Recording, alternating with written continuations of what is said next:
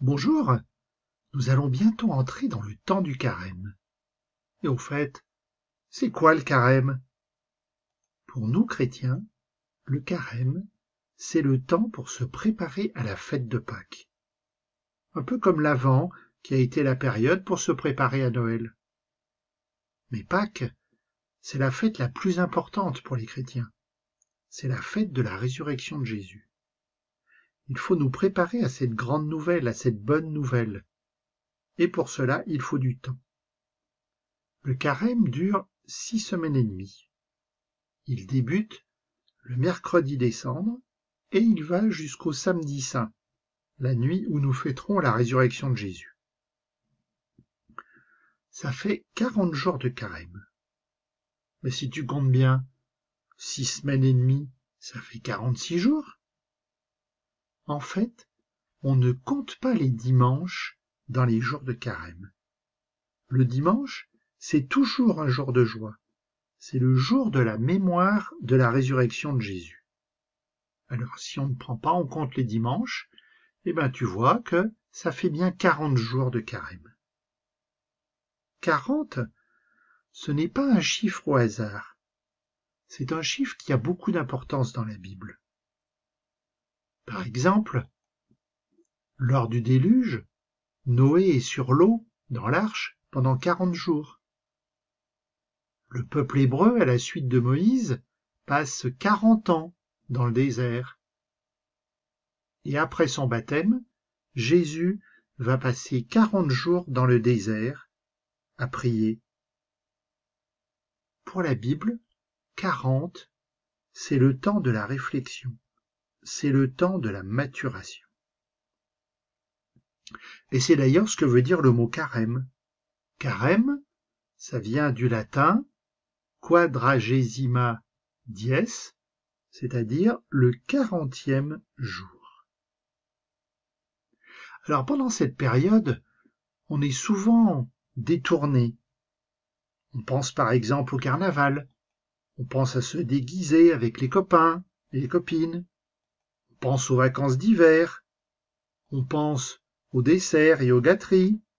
Dans notre région, tu le sais, la tradition c'est de faire des bugnes. Et du coup, on oublie un peu et même beaucoup Jésus dans tout ça. 40 jours, finalement, ce n'est pas trop pour faire le point, pour se rapprocher de Jésus. Dès le mercredi des Cendres, Jésus lui-même nous donne des pistes pour le carême. Les 3 panneaux indicateurs, ce sont la prière, le jeûne et le partage. La prière, bien sûr, c'est entrer en relation étroite avec Dieu, c'est lui confier nos joies, nos peines, c'est le remercier pour tout ce qu'il nous donne, et c'est lui demander pardon pour toutes les choses moches que nous faisons. Le jeûne, c'est se priver de quelque chose qui nous empêche d'aller vers les autres et vers Dieu. Alors on peut se priver de nourriture, se priver de petits plaisirs gourmands, les bonbons, les chocolats. On peut aussi se priver de tout ce qui nous enferme sur nous-mêmes. Un peu moins de téléphone, un peu moins de console de jeu. Et toutes ces privations me permettent d'avoir plus d'attention, plus de temps à partager avec les autres, avec mes parents, mes frères et sœurs, mes copains. Alors le partage. Le partage, c'est aider les autres. Et surtout, être attentif aux plus pauvres. Ceux qui n'ont pas la chance que j'ai d'avoir une maison, de manger à sa faim, de vivre dans un pays en paix. La prière peut m'aider à confier à Dieu ces personnes. Et le jeûne me permet de pouvoir consacrer plus de temps ou donner à ceux qui ont besoin. Lorsque tu iras à l'église, tu verras que pendant tout le carême, le prêtre est en violet, comme pour l'Avent. Tu te rappelles, Le violet, c'est la couleur de l'attente, de la préparation. C'est aussi la couleur de la demande de pardon. Le prêtre peut aussi être en rose. Je t'expliquerai quand et pourquoi.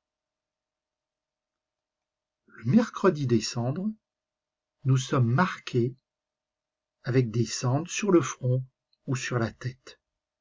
Et en même temps, le prêtre nous dit « Convertissez-vous et croyez à l'Évangile ».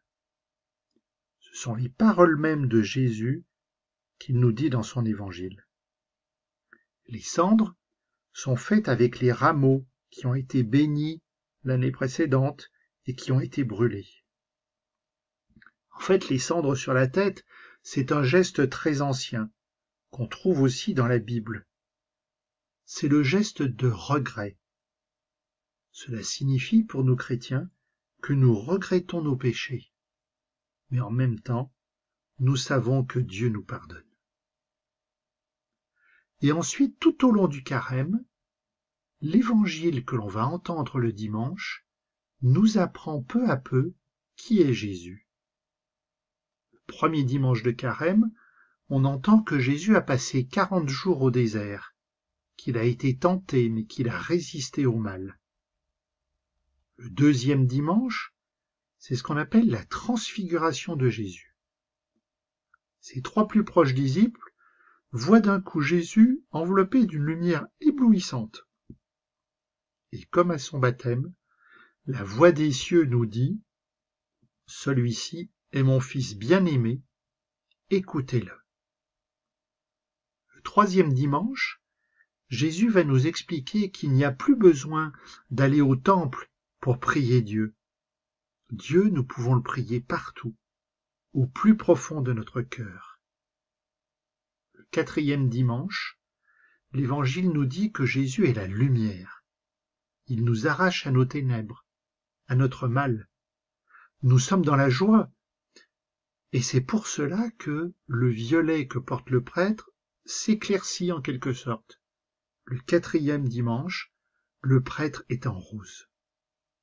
Et enfin, le cinquième dimanche, Jésus nous annonce d'une certaine façon sa mort et surtout sa résurrection. Le dimanche des Rameaux, une semaine avant Pâques, nous suivons Jésus qui entre à Jérusalem pour la dernière fois.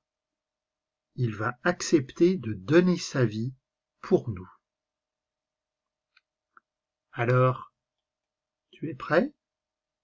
On se met en route sur le chemin du carême, à la suite de Jésus?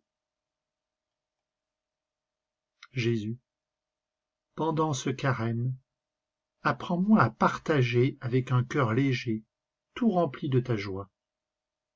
Apprends-moi à aimer avec un cœur simple qui se donne tout entier. Apprends-moi à prier avec un cœur pur, tout brûlant de ton amour. C'est la bonne nouvelle de ta venue parmi nous.